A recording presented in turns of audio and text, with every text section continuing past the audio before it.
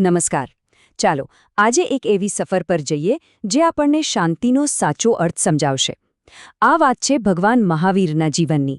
એક રાજકુમાર જે શાંતિના પ્રતીક બન્યા અને જેમણે આપણને જીવન જીવવાનો એક અદ્ભુત માર્ગ બતાવ્યો. પણ પહેલા એક સવાલ. જરા વિચારો, એક રાજકુમાર જેની પાસે દુનિયાની બધી જ સુખસુવિધાઓ છે, વૈભવ, સત્તા, બધું જ.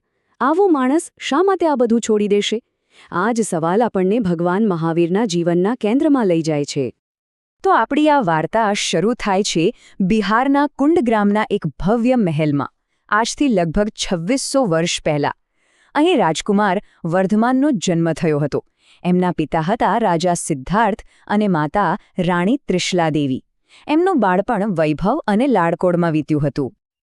આ છે એમના અવિશ્વસનીય જીવનની એક નાનકડી ઝલક. મહેલમાં જન્મથી લઈને 30 વર્ષની ઉંમરે બધું જ ત્યાગી દેવું અને પછી જ્ઞાનની પ્રાપ્તિ કરીને અંતે નિર્વાણ પામવું. આ એક ત્યાગ અને સત્યની શોધની એક મહાન ગાથા છે. તો જ્યારે તેઓ 30 વર્ષના થયા ત્યારે એમણે એક એવો નિર્ણય લીધો જેણે ઇતિહાસ બદલી નાખ્યો. આ માત્ર કોઈ વસ્તુનો ત્યાગ નહોતો.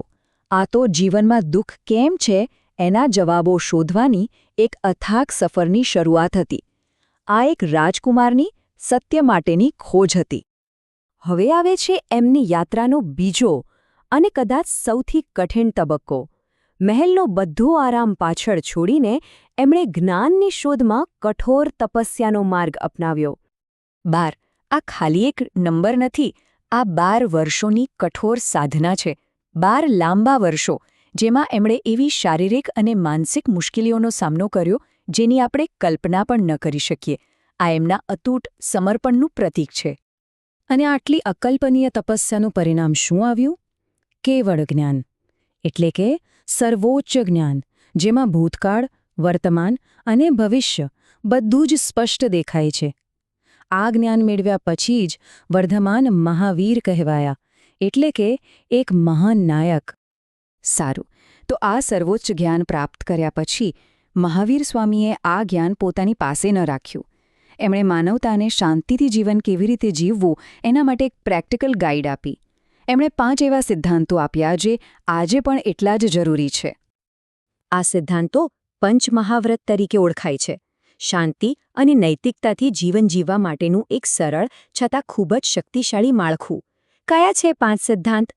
અહિંસા, સત્ય, અચૌર્ય, બ્રહ્મચર્ય અને અપરિગ્રહ.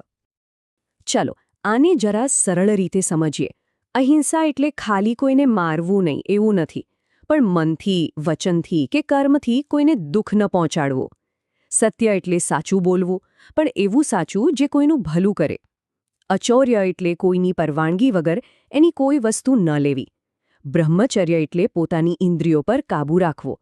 અને અપરિગ્રહ, જે કદાચ આજના સમયમાં સૌથી અગત્યનું છે, એટલે કે જરૂરિયાત કરતાં વધારે વસ્તુઓનો સંગ્રહ ન કરવો. આ 5 મહાવ્રતો તો છે જ, પણ એમની આખી ફિલોસોફીનો જે સાર છે, જે મુખ્ય સંદેશ છે, એ તો એકદમ સરળ અને શક્તિશાળી છે. જીવો અને જીવવા દો. કેટલું સરળ લાગે છે નહીં? પણ આ નાનકડા વાક્યમાં કેટલી ઊંડાઈ છે. એનો સીધો અર્થ એ છે કે આ દુનિયામાં નાનામાં નાના જીવને પણ શાંતિથી જીવવાનો એટલો જ અધિકાર છે જેટલો આપણને છે. આ કરુણા અને સહ-અસ્તિત્વનો પાયો છે. અને આ જ વિચારને આગળ વધારતો એમનો એક બીજો સિદ્ધાંત છે અનેકાંતવાદ, જે આપણને શીખવે છે કે સત્યના ઘણા બધા પાસા હોય છે. કોઈ એક જ દૃષ્ટિકોણ સંપૂર્ણ સાચો નથી હોતો. જો આપણે બીજાના દૃષ્ટિકોણને સમજવાની કોશિશ કરીએ તો ઘણા બધા મતભેદો અને ઝઘડાઓ આપોઆપ ઉકેલાઈ જાય. જ્ઞાન મળ્યા પછી મહાવીર સ્વામીએ લગભગ 30 વર્ષ સુધી ગામે ગામ ફરીને પોતાના ઉપદેશો લોકો સુધી પહોંચાડ્યા. એમનો વારસો આજે પણ એમના સિદ્ધાંતોમાં જીવંત છે અને દુનિયાભરના લાખો લોકોને સાચો રસ્તો બતાવી રહ્યો છે. 72 વર્ષની ઉંમરે બિહારના પાવાપુરીમાં એમણે નિર્વાણ પ્રાપ્ત કર્યું, એટલે કે જીવન મરણના ચક્રમાંથી મુક્તિ મેળવી. આજે પણ પાવાપુરી જૈનો માટે એક ખૂબ જ પવિત્ર તીર્થ સ્થળ છે, જે એમના જીવન અને ઉપદેશોની એક શક્તિશાળી યાદ અપાવે છે.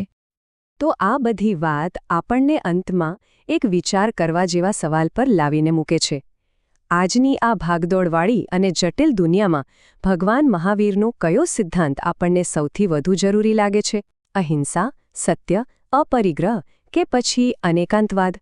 આ એક એવો પ્રશ્ન છે જેના પર આપણે સૌએ ચોક્કસ વિચાર કરવો જોઈએ.